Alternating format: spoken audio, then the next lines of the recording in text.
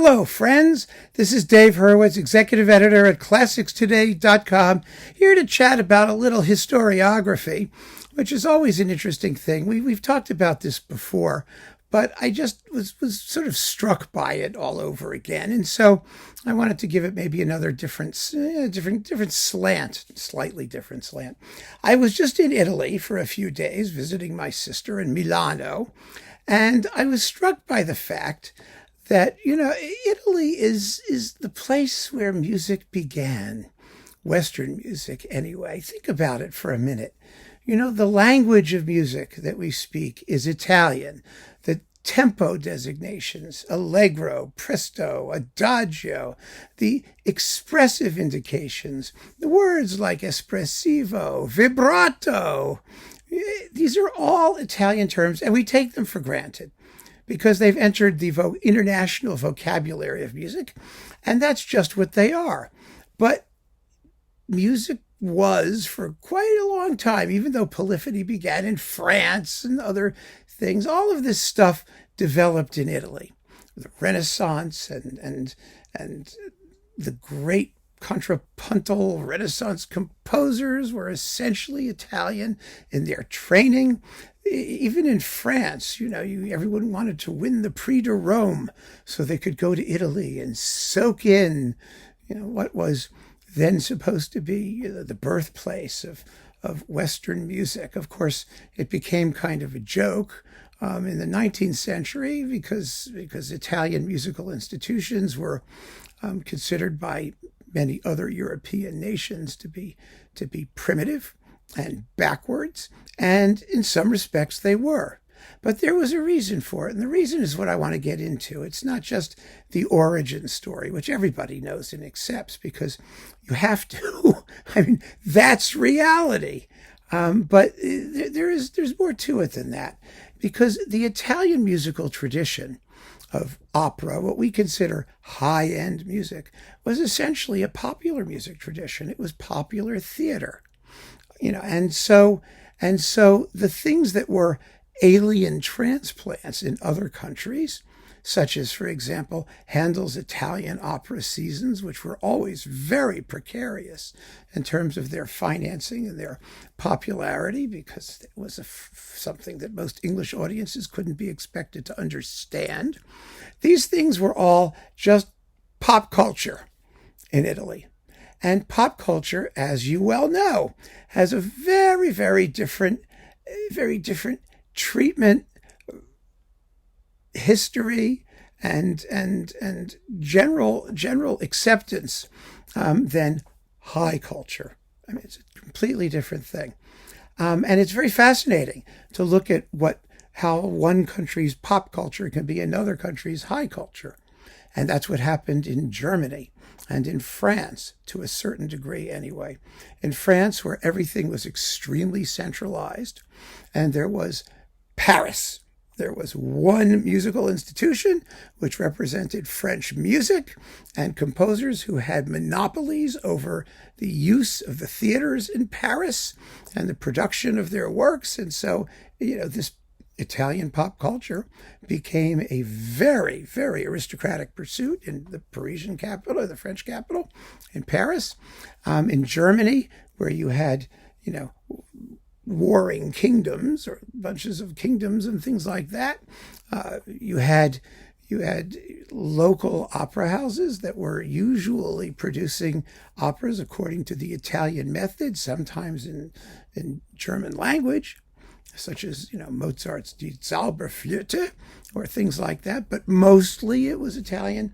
And even when the language was different, the forms and musical process, the style was Italian. Mozart's music is Italian, all of it. It's really Italian, and he would have acknowledged that, willingly. So was Haydn's. So was most of Beethoven's. These were the Italian standards and traditions. The use of recitative, the handling of language, it was all based on Italian models. It was only in the 19th century, when Romantic nationalism got underway, that academics particularly began to want to promote their native musical language and distinguish it from the Italian. And of course, in order to distinguish it from the Italian, they had to trash the Italian. Oh my goodness, Mildred. Mildred wants something. What do you want, Mildred? Hi. Come here. Oh, what a good girl. Come here. Come here. Come here. Come here. No, come here. It's a good girl. Here she is. She wants to play fetch. Would you like to play fetch? Yes? Oh, what a good girl. Hi. Okay, come here. Come here. You ready? Excuse me, folks. This is critically important. You ready? Go! There. All is now well with the world. So, where were we? Sorry about that. Italian, yes. So they had to trash Italy and Italian music. And one way to do it was to denigrate Italian musical standards, Italian musical styles, Italian music generally, Italian musical institutions, which throughout the 19th century really were kind of like, ugh, let's face it. But if you read things like Spohr's autobiography, he goes to Italy after spending his life trying to raise the standard of German music and raise the respect of German musicians. And he went to Italy where everything was just, a free-for-all. Every town had its theaters. Every theater had its favorites. Audiences would boo and hiss and throw rotten vegetables. None of that was made up. Music was not respected in the way it was in these other countries because everyone participated and everyone felt that they were experts and everybody had an opinion. And so the German composers were set against the Italian composers. The French were set against the Italians. We had the war between Rameau and the Piccini and Gluck and Piccini and the Lullyists and everything was always a scandal. England, the land that music forgot, was entirely living on imports for the most part, and in general, as the 19th century wore on, those imports which were most respected were German imports, not Italian imports, even though Italian opera remained the popular form of musical theater, of operatic theater anyway, of that kind of musical theater. Everybody knew the Italian composers because they wrote for popular audiences, wrote fabulous tunes. Singers loved to sing them. People adapted them with will. They weren't treated as ur-text productions. They were living, vibrant creations, like musicals today, American musical theater, for example. So, as a result of that, when academia got its talons into music history, when music history started to be written, and musicology started to be done. This was a profession that happened mostly in ultra-nationalist Germany in the second half of the 19th century. Before that, there were music professors, there were music theorists. Mostly they were Italian as well. Italian music didn't always reflect the theory that these academics had, but there was a big rift between the popular and the academic. In 19th century parlance, especially in Germany, you had a culture of culture, trying to raise the level of culture. And it's a fascinating story, historically, how Germany used its culture as a means of creating a political unity in a country that wasn't unified until the 1870s. So there's a whole, it's a wonderful story, but it's very long and we don't need to go into it. The point is that musicology as she is practiced today and music history as we understand it today is largely of the German brand.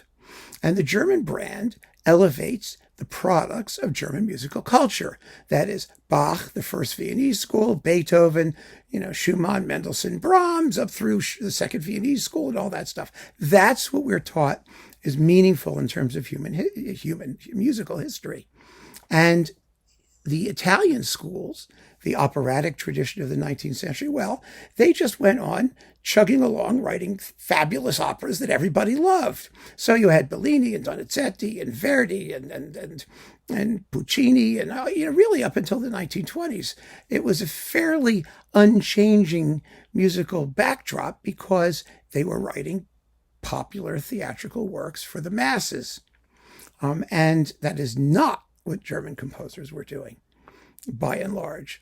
I mean, nobody could be less popular theatrical for the masses than Wagner, who claimed he was writing things that were going to transform German culture and all that stuff, but he had to build his own theater to get this stuff played. And the fact of the matter is, audiences didn't particularly care for Wagner until much, much, much later, after being flogged forever with academics and cultural tastemakers telling people they had to adore Wagner because Wagner was transformative and all that stuff. Well, no, people liked Verdi and Puccini and Donizetti and Bellini. That's what the opera houses mostly played, and that's what people liked to go see. Hanslick, the great Viennese Hanslick, the partisan of Brahms as opposed to Wagner, only really liked Brahms because he wasn't Wagner. Hanslick didn't particularly care about Brahms in terms of his musical style. There was a lot that he didn't understand. Brahms found it politic to curry favor with Hanslick, but Hanslick was an old Italian opera guy. Basically, if you read his stuff, that's what you find. That was where he came down in terms of tradition as he would be considered terribly unpatriotic German by now, by the standards of the day of the late 19th century, had it not been for his patronage of Brahms. So we are living today with the remnants of an academic culture that prized non-Italian music and that actively looked down on Italian music. Bernard Shaw, who was, the perfect Wagnerite, looked down, joked about Italian music constantly. So did Tovey. So did the great English writers on music and culture at the end of the 19th and beginning of the 20th centuries. Italian music was considered to be cheap, tawdry, and popular. It was a huge snob factor, which, we wouldn't have called it snobbery. It was national pride. It was theoretical sophistication, because when you have a school of music that's based on a national tradition and then a school of academic analysis based on that music, you have Schenkerian analysis, you have all kinds of sophisticated things that really solve, a problem that doesn't exist, which is proving that our music is more sophisticated than their music. And so you develop forms of analyzing that music which work for our music and don't work for their music. And because they don't work for their music has to be inferior to our music. Get it? That's the circular logic that was in operation for much of the 19th century and which still exists in a lot of academia today. Now, today, the academic music historiography is going in the opposite direction, which is that everything is equally fine and everybody can specialize in anything and there are no standards and nothing matters as long as you can specialize in some tiny little niche or claim that something is is only being neglected because of, it's a residue of white privilege or, you know what I mean. It can go way too far in the other direction too. And it has. It definitely has. But all of this came to mind because I had 16 hours on the plane flying to and from Milan. And when I got to Milan, I was spending a lot of time in my hotel room listening to Haydn symphonies in preparation for the next installment of the Haydn Symphony Crusade. And all of these things were just percolating. And so I wanted to throw it out there.